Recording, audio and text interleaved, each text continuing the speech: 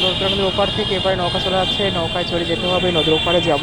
তো নদীর ওপারে যাওয়ার জন্যই কিন্তু আমি আজকে এতক্ষণ ধরে, আর অনেক বড় ঢেউ চলে আসছে, দেখছেন নৌকা চলে যাচ্ছে। এখন এই যে নৌকা আছে, এখন নদীর ওপারে যেতে হবে আমার অবশ্যই।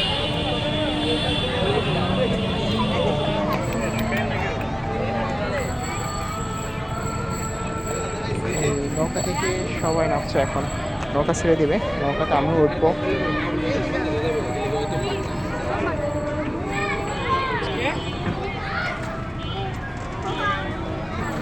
দেখুন